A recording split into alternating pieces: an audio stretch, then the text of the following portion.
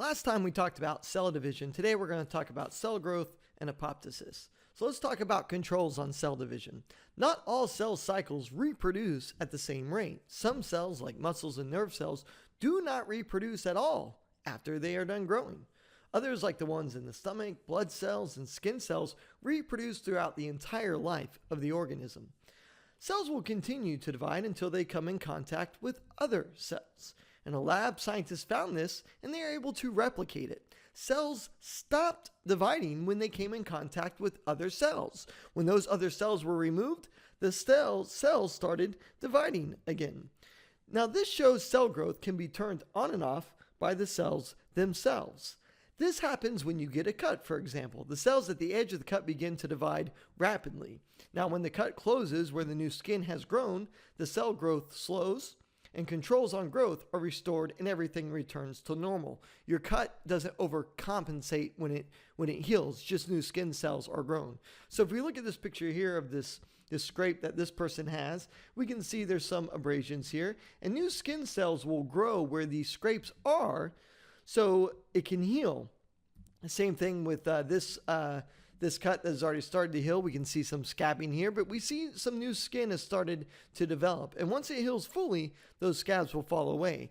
Your body knows when skin cells need to reproduce. Your skin cells know when they need to stop dividing, which is a really nice feature built in by nature.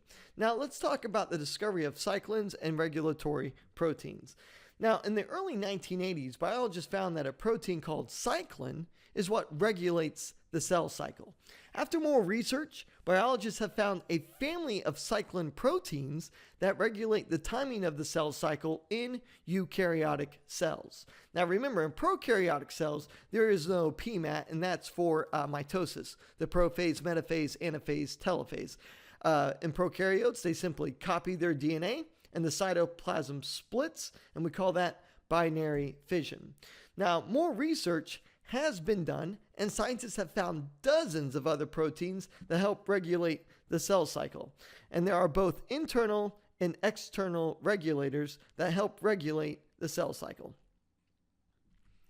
So there are internal regulators, and internal meaning inside. They respond to events inside the cell. The proteins allow the cell cycle to progress only if certain things have happened. And here's an example. The proteins make sure the cell hasn't entered mitosis until the chromosomes have replicated. Another protein prevents anaphase from happening until the spindle fibers have attached to the chromosome. It would be terrible if your cells started, splitting and dividing before the chromosomes have been replicated. That would make some very damaged and bad cells. We also have external regulators. They respond to events outside the cell. External meaning outside. It directs the cell to speed up or slow down the cell cycle. Growth factors are an important group of that protein, such as getting a scrape or cut. When it gets closer together and almost healed, the cell division slows down to close that cut. When the cut is farther apart and it's a new wound, it's going to happen very rapidly. Now, growth factors stimulate the division of cells. Other growth factors on the outside of the cell cause cells to slow down or stop when they come in contact with other cells.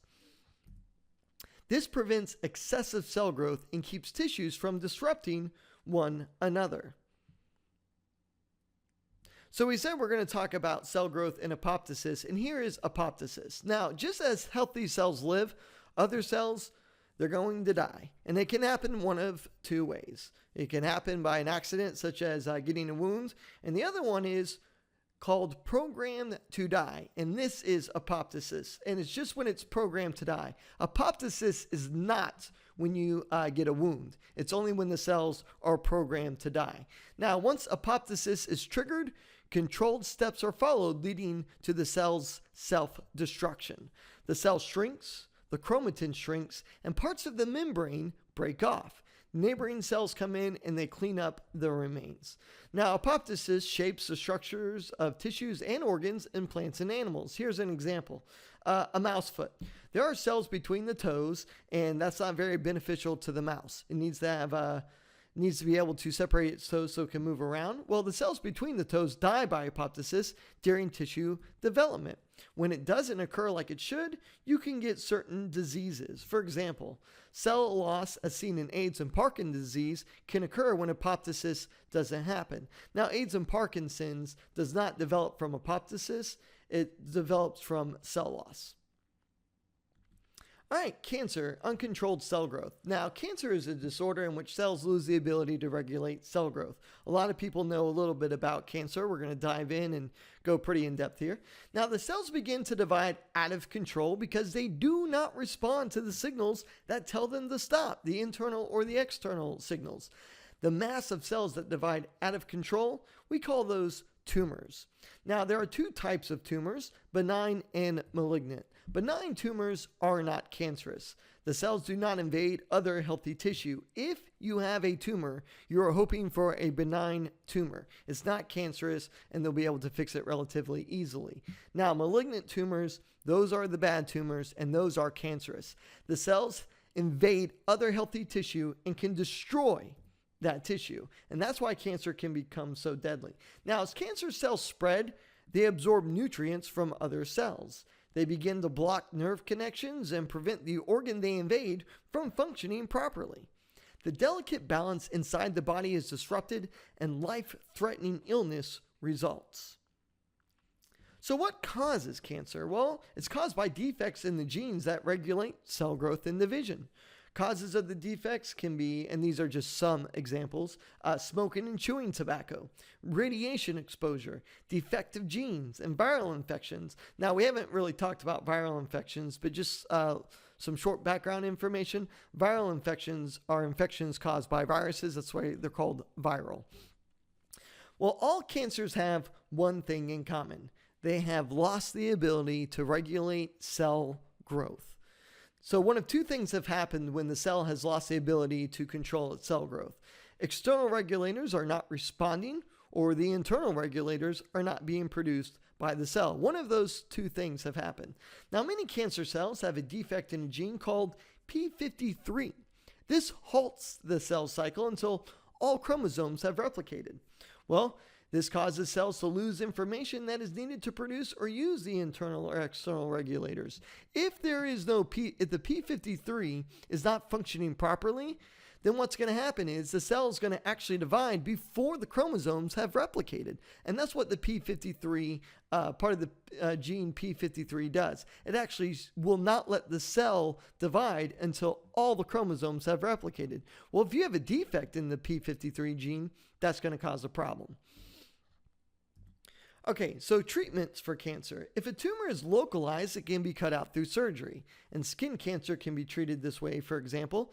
Melanoma can be too if it's spotted early enough. Now, because cells need to copy their DNA quickly, and remember, they've lost the ability to regulate the growth, this makes them vulnerable to radiation. Well, chemotherapy is chemical compounds used to kill or slow that cancer growth. This interferes with healthy cells in cell division. It has been used to cure some types of cancer.